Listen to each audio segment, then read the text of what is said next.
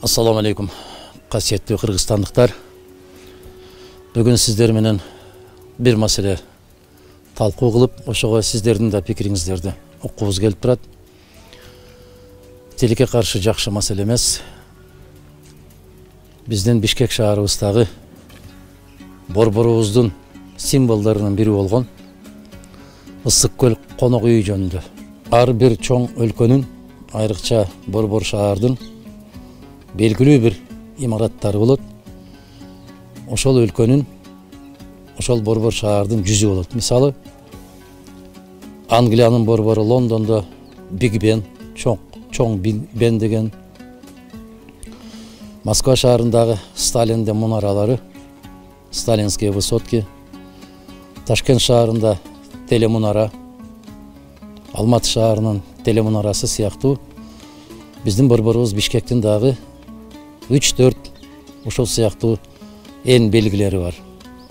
Алардын бири биздин филармониябыз, Ала Той антыбыз, борбордук сүйлөшүү түйүнү сыяктуу белгилерибиздин бири Ысык көл конок үйү.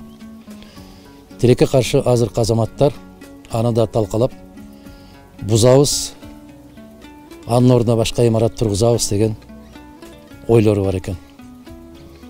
Эмне үчүн бирдеме куруу үчүн сөзсүз эскини талкалаш керек. Ушунчалык коргусу келип колдору кычышып атса, 11 жылдан ашып бараткан борборубуздун так ортосунда жайгашкан баш прокуратуранын имаратын маскарасын чыгарып, күйгөн бойдон ушул абалда турат. Эмне үчүн аны курса болбойт? Эмне үчүн аны оңдосо болбойт? Сөзсүз бүтүн турган нерсени бүлүндүрүшүбүз керек. Өткөн жылкы болгон белгилүү окуяларда Ысык көл конок үйү талкаланган. Ал жердеги кароолчулардын айтуусу боюнча, ичиндеги заттардын баары, эмеректердин баары талкаланып, белгисиз жактарга жок болуп кеткен. Мына ушул бизден улуу муун, бизден кийинкилерге кызмат кылсын деп таштап кеткен керемет имаратты эмне үчүн талкалашы керек? Эмне үчүн анын үстүнө техникаларды чыгарып алып, төбөбүзгө каккандай кылып кагып талкалап, аны жокко чыгарышы керек. Кеп менимче ошол Ысык көл конок үйүнө караштуу болгон жер жөнүндө. Ал жерде чоң жер бар.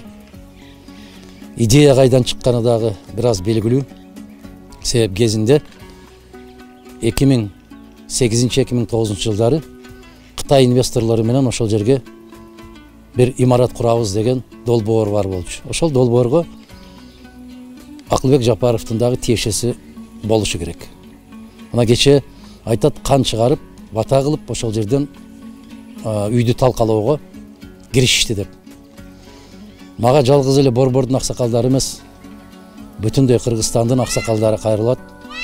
Мына ушул сыяктуу иштерди токтотсоңуздар, токтотууга аракет кылсаңыздар, биз ушуну талап кылсак, мына ушул бүлүнүп аткан нерсени токтотуп, эгер ушунчалык эле кургусу келип аткан болсо, бош жерлерибиз көп. Биздин тарыхый имараттарыбызды сактап калсак деп. Ансыз деле Кыргызстанда мына ушул тарыхый мындан 50 жыл башта, 100 жыл башта кайсы имаратыңар бар эле десе, көрсөтө албай келебиз. Эмнеге талкалайбыз ойлоноңуздар. Мен эки Жапаровго тең кайрылам.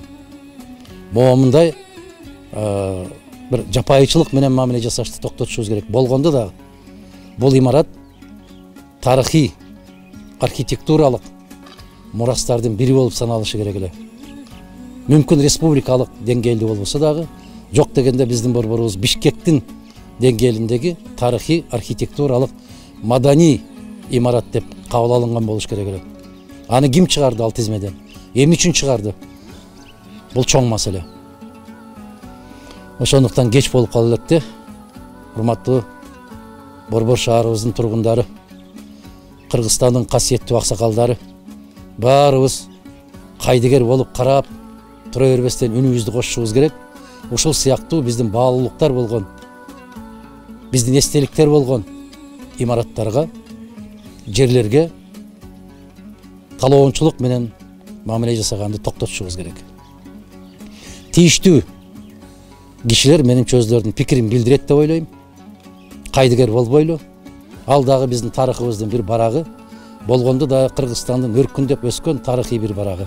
Биз мыйзамдын чегинде колдон келген аракеттин баарын көрөбүз. Ал имаратты сактап калганга аракет жасайбыз.